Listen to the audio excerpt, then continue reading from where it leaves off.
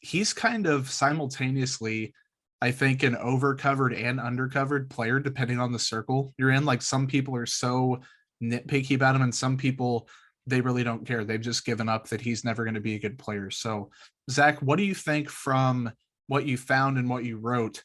What does he do well? What does he not do well? And kind of what are you expecting this season from him?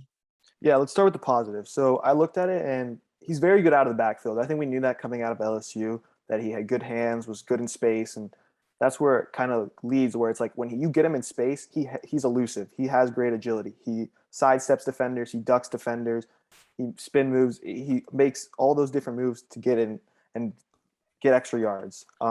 So that's where I found like his strengths and stuff. Sometimes he struggles. When you look at his even on game, looking at the game and just looking at the film, like he struggles with speed. He doesn't have great straight line speed. He doesn't have that initial burst to run by defenders and stuff like that. And then also when he's behind the line of scrimmage, sometimes he struggles with vision. Like I saw sometimes there was holes to the left or the right where he wouldn't take that hole, and instead he would run right into the backs of the linemen because he was supposed to be like following his blockers instead of just hitting the hole and taking the 5 yard gain. So he was trying for more behind his blockers.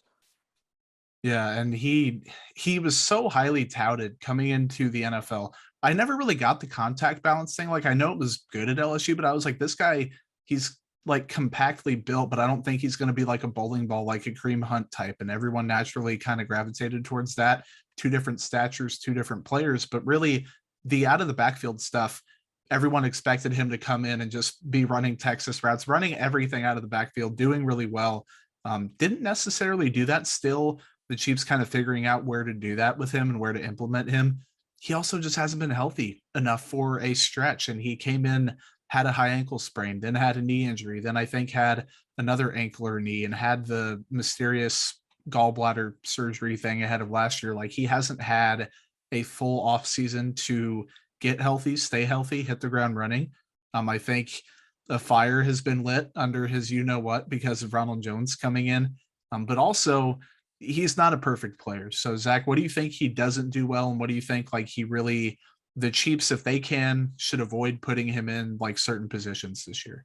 Well, as I talked about a little bit earlier, is like the speed element. So when you I talked about this in my article, it was like the Chiefs run a zone scheme in the run game. So basically, they just have the blockers block up front, and then the running back picks which hole he wants to hit. And in LSU, they ran a gap scheme. So they specifically told like, hey, guided Clyde towards a certain hole and told him get downfield and hit that hole. And what you find is that the Chiefs run a 3-to-1 zone in the gap ratio, but he has much more successful. He's much more successful. Apologies on the gap scheme runs. So having that shift in focus, and I know like last offseason we were talking about it because of the new big maulers up front. When you bring in a Orlando Brown, a Joe Tooney, Creed Humphrey, Trey Smith, guys like that who can just get downfield and like punish defensive linemen and linebackers in the second level to run that gap scheme. So we saw a little bit of that with guard tackle counter, duo, and I would like to see the Chiefs implement that more because that's when Clyde was at his best. Because he also has like the secondary burst where it's not like he's like his starting speed. Like, I mean, we'll talk about it later, but like Isaiah Pacheco, when you watch him, like he just gets there and he's quick and he's fast. Clyde's not built like that. He has to get going. He's like a train. Like once he gets going, then he'll start building up. It's like a snowball. So trying to get him downfield more and just running straight line north south runs, that's more where the Chiefs should focus on.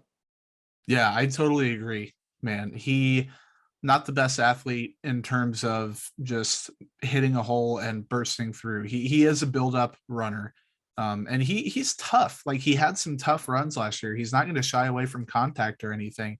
But the Chiefs, if I had $1 for every time they ran an outside zone with him or Darrell Williams, I'd probably be a millionaire by now. Like it was Yeah. just frustrating. Part of it was on them. And people are like, well, if the running back is that good, they can overcome stuff like that. Well, sure, if you're that good, he's not that good. Like there's only a handful of guys that can overcome certain things. He was never going to be that guy, especially as a smaller back. I know that hindsight's 2020. You can talk about Jonathan Taylor, all that good stuff. This is the pick the Chiefs made. This is the pick they have to live with. This is going to be year 3 for him now. So I think he does do certain things well.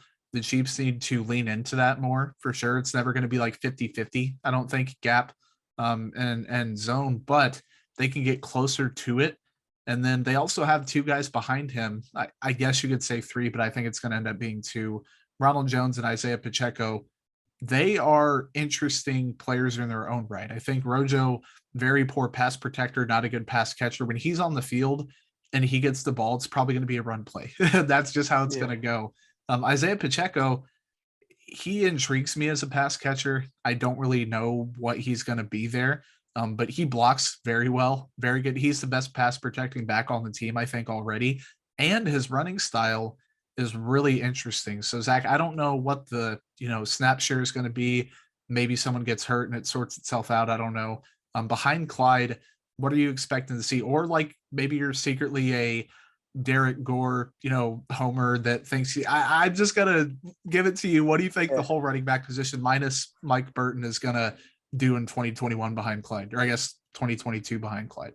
Yeah, well, I think it's interesting because you talk about pass blocking, and when I was looking at this for the Clyde article, because I was like, okay, so like, how does he pass block? They don't really run many plays where your running back is pass blocking, whether it was Darrell Williams, Jerick McKinnon, Mhm. or Clyde. I think it was like I know Jerick had 12 maybe, and Clyde had 10, and Darrell maybe in the 30s somewhere. But that's like 50 plays over the whole course of the season.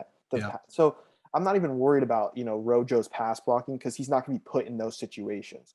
But when you talk about where I think this running back room goes, I think Clyde's still the lead guy because of the investment they made in him. Even though it's a sunk cost at this point, I still think they're going to try to make it work and give him the starter reps and prove either he proves to them that he can be the starter or someone else proves that they're better than him.